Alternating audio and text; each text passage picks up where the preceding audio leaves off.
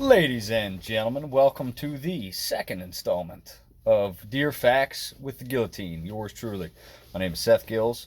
Last week I went over the origins of the word teddy bear. I wanted to kind of stick on the same theme and stay with terminology.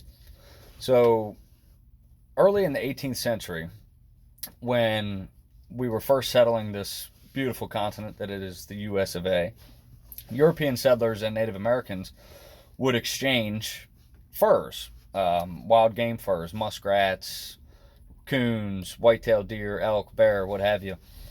And it was kind of a going on thing that lasted for years, but each particular skin would have a certain value to it. And like, say, for example, a coon skin might go for a quarter, a muskrat for 10 cents, a doe skin for 50 cents, but a antlered whitetail would go for a buck. An American dollar. And that's where we got the term a buck. That's why we use the reference buck when referencing an American dollar bill. Thought that was a pretty interesting fact.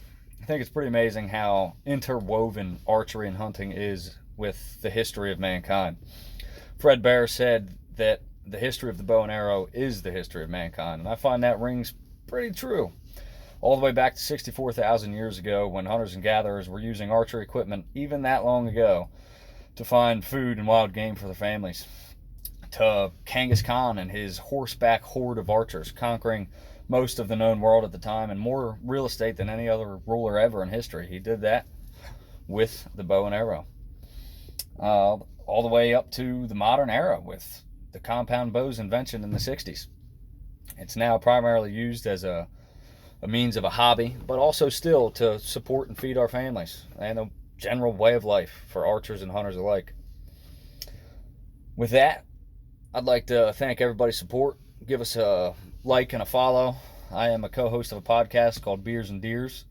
It is a comedy podcast, but it also has a lot of good hunting stories and facts contained in it. So check that out. We're on YouTube on this channel. We're on Spotify, Stitcher, Castbox, wherever you listen. Give us a like and a follow. We appreciate it. I'll come back at you next week.